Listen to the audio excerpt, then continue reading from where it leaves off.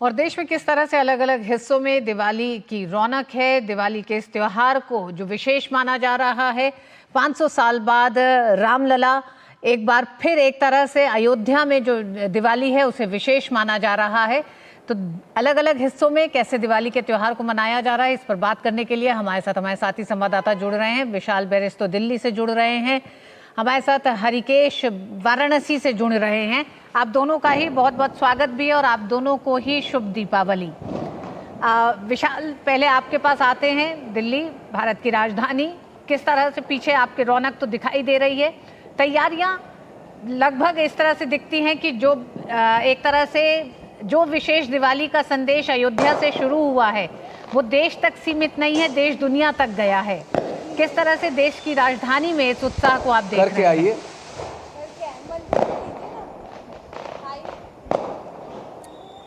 बिल्कुल ठीक कहा रितु आपने, पूरी दुनिया में अयोध्या का संदेश है। और सबसे पहले मैं आपको भी शुभकामनाएं देना चाहता हूं और आपके माध्यम से हमारे सभी दर्शकों को। अभी कुछ देर पहले मैं छावला में था और बीएसएफ के अंदर जो हमारी फर्स्ट लाइन ऑफ डिफेंस है वहाँ पर वो दिवाली मना रहे थे। उन्होंने दिवाली का नया तरीका निकाला, ग्रीन दिवाली कैसे मनाई जाए, यानी कि ना शोर ना धुआं, दिए जलाकर, और वो भी बीएसएफ के ही बनाए हुए दिए को उन्होंने जलाया, रंगोली बनाई, मिठाइयाँ बांटी, खुशियाँ बांटी। एक मिनी भारत बीएसएफ में जमा हुआ। मैं इस वक्त हूँ दिल्ली के बंगाली मार्केट में और आप मेरे पीछे देख सकते हैं ये खूबसूरत नज़ारा। पूरी तरह से रोशनी में नहाया हुआ लोग यहाँ से आ रहे हैं, मिठाइयाँ लेके अपने घरों में जा रहे हैं। सबके चेहरों पर खुशी है, नए कपड़े और मिठाई और पटाखे, यही तो है दिवाली। और इस सब को लेकर यहाँ एक बात ख़ास है कि एक बार फिर से जो एक बरसों से मांग चली आ रही थी कि अयोध्या में एक भव्य राम मंदिर बनना चाहिए, वो सपना साकार हुआ। और आज वो दिन है कि हम अपने घरों में दिवाली को मना रहे हैं। अंधेरे के ऊपर उजाले की जीत का ये त्योहार मना रहे हैं। ऋतु,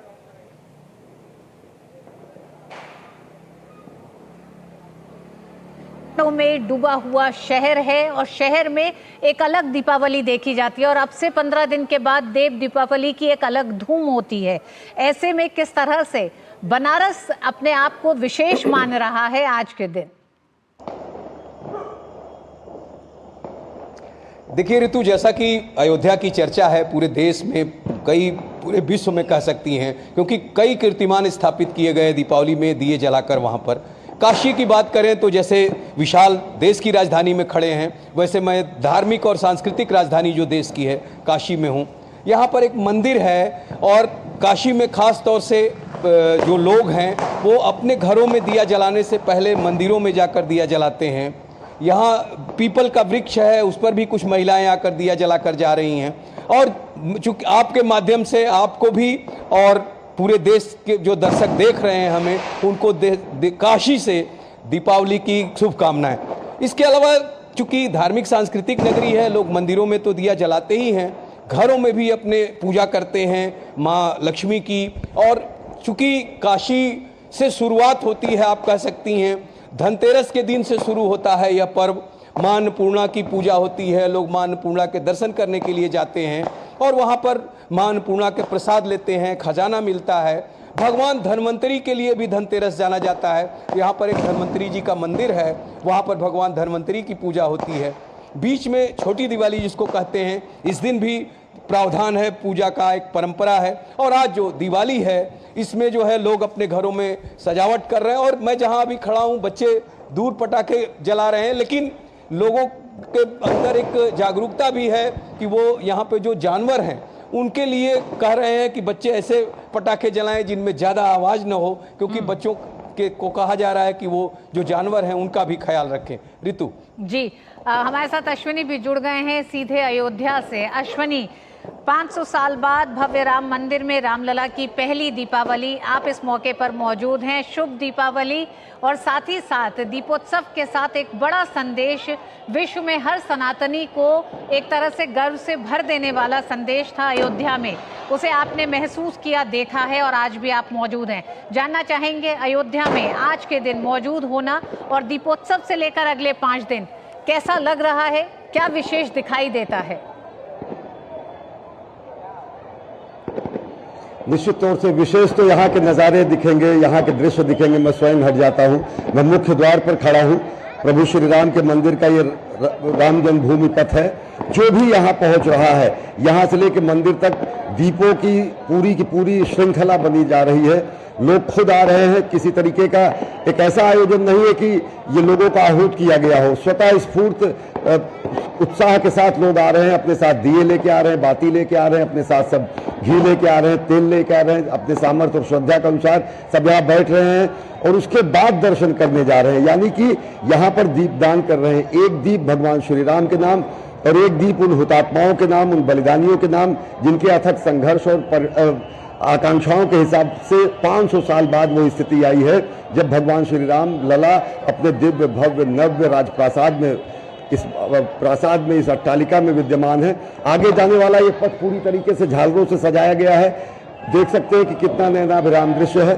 भगवान श्री राम को लोकाभिराम कहा जाता है, दृश्य यहाँ का नयनाभिराम है। और सबसे बड़ी बात यह है कि रामलला यही किलकारी लिए, रामलला यही क्रीड़ा किए, यही उनका क्रीडांगन रहा, यही उनके अवतरण की भूमि रही।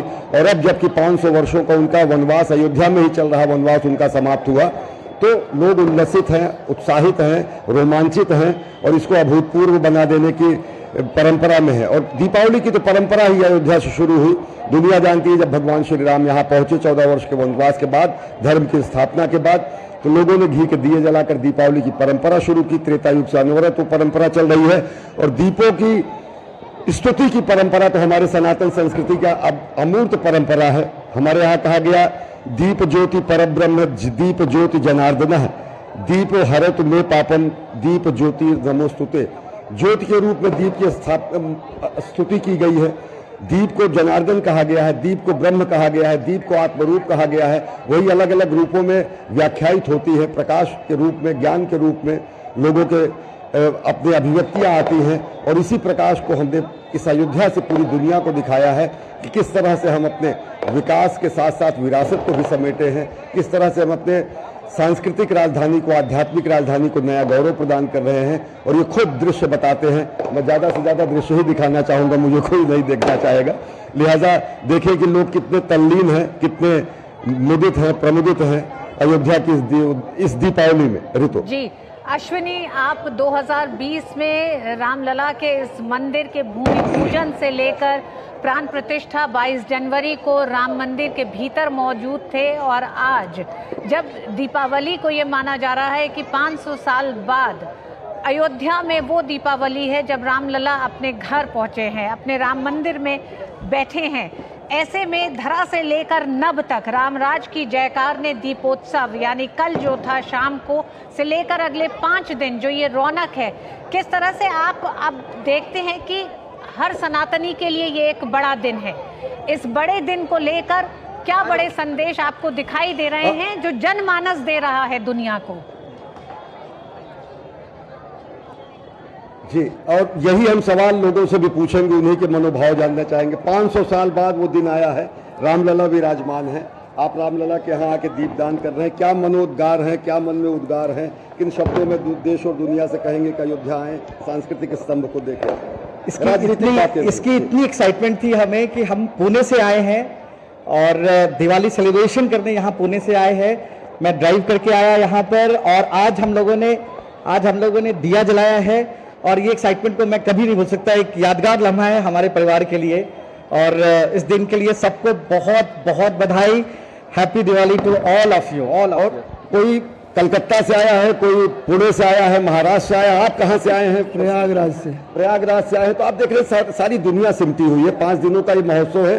कल का दीपोत्सव देखने के लिए भी लोग आए देश के कोने कोने से। आज यहाँ सब लोग पहुंचे हैं। इसके बाद आगे के जो गोवर्धन पूजा और भैया दूज की जो परंपरा है, 5 दिन का ये महोत्सव अनवरत जारी है। और सबसे बड़ी बात यह है कि यहाँ से जो प्रकाश निकल रहा है वो प्रकाश हमारी आत्मनिर्भरता का है, वो हमारी सबलता का है, वो हमारी सांस्कृतिक पुनर्जागरण का है। वो प्रकाश पूरी दुनिया को दिखा रहा है कि कैसे हम आध्यात्मिकता और आधुनिकता का अद्भुत संगम कर सकते हैं। और अद्भुत है यहाँ का नज़ारा, वो दृश्यों में ही बयान किया जा सकता है। शब्द निश्चित तौर से कम पड़ रहे हैं। जी अश्विनी, आप हमारे साथ बने रहे। जमशेदपुर से हमारे साथ कुमार आलोक भी जुड़ गए हैं।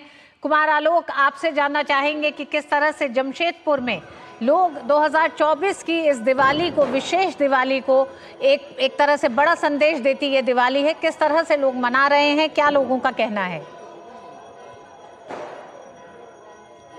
मैं जहाँ पे खड़ा हूँ जमशेदपुर का ये पॉश एरिया है, और पॉश क्या कहें कि मिडिल क्लास लोग भी यहाँ पे हैं। और आपको मैं दिखाऊंगा कि सबसे पहले आप देखें कि वहाँ पे काली पूजा हो रही है, आरती हो गई है, और आरती के बाद आप देखें पूरे परंपरागत ढंग से यहाँ पर पूजा की गई है, काली और लक्ष्मी की पूजा की गई है।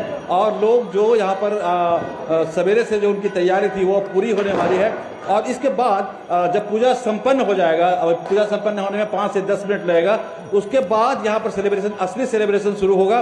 और असली सेलिब्रेशन में बच्चों जो पटाखे छोड़ेंगे, अभी पटाखे बच्चे छोड़ भी रहे हैं पीछे, और हमारे साथ बहुत सारे लोग यहाँ पर सीनियर सिटीजन हैं, और सबसे ज़्यादा बच्चों से ज़्यादा उनमें उत्साह है। मैं यहाँ पर देख रहा हूँ दिल्ली में जिस तरीके से पटाखों पर बैन किया गया है, लेकिन यहाँ पर ऐसा कुछ नहीं है। अगर हम बिहार की बात करें, अगर हम झारखंड की बात करें, तो पूरा एक तरह से पटाखों की छूट दे रखी है सरकार ने या प्रशासन ने, जो भी जिला प्रशासन हो चाहे अनुमंडल प्रशासन हो। सर आप बताओ सर कि पटाखों पर बैन है दिल्ली में, लेकिन यहाँ पर बैन नहीं है, कितना घाटा है लोगों को, खासकर अस्थमा के पेशेंट को? सबसे पहले तो मैं संदीप मुखर्जी, जमशेदपुर, झारखंड से आप सभी को इस दिवाली में मेरा हार्दिक शुभकामनाएं। और एक खुशी की त्यौहार है, इस त्यौहार में मैं चाहता हूं कि इसे बैन कर दिया जाए। इसके दौरान बहुत कुछ अस्थमा पेशेंट बढ़ जाता है, बहुत बीमार अपने से ही हो जाता है। इसका जो पॉल्यूशन होता है, एक है साउंड पॉल्यूशन, दूसरा है एयर पॉल्यूशन। जो हम लोग इनहेल करते हैं एयर का थ्रू, वो हम लोग को बहुत तरह का जर्म्स अंदर में चले जाता है, जिससे हम लोग हॉस्पिटलाइज्ड हो जाते हैं। हम लोग चाहते हैं कि ये बैन हो जाए। खुशी का त्यौहार है, खुशी से हम लोग इसको सेलिब्रेट करें ताकि किसी को कोई नुकसान ना पहुंचे। इस आतिशबाजी या इसी से बहुत जन का घर में घुस के बहुत तरह का इंसिडेंट होता है, एक्सीडेंट होता है।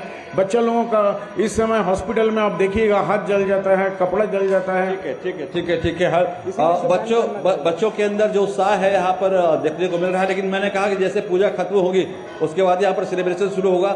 पटाखों पर बैन होना चाहिए, लेकिन बीच में दिल्ली सरकार ने या वहाँ के जो प्रशासन ने एनवायरमेंट फ्रेंडली पटाखों का यूज करने की बात कही थी। लेकिन यहाँ पर अगर आप देखें जमशेदपुर में तो एक पूरे तरीके से धुएं का गुबार यहाँ पर फैला हुआ है। और अगर आप अस्थमा के पेशेंट हैं तो निश्चित रूप से आपको परेशानी हो सकती है। लेकिन दीपावली का जो त्यौहार है, जो सुख और समृद्धि लेकर आती है, और लोग अपने घरों में लक्ष्मी की पूजा करते हैं। और लक्ष्मी के साथ साथ अगर हम ये बंगाली कल्चर का मोहल्ला है, यहाँ पर काली पूजा हो रही है, काली पूजा के साथ साथ लक्ष्मी पूजा भी हो रही है। और पूरे झारखंड में इस पर्व को बहुत ही उसको कहें कि उत्साह के साथ मनाया जा रहा है। जी आलोक, बहुत बहुत धन्यवाद। आलोक, अपना ध्यान भी आप रखें।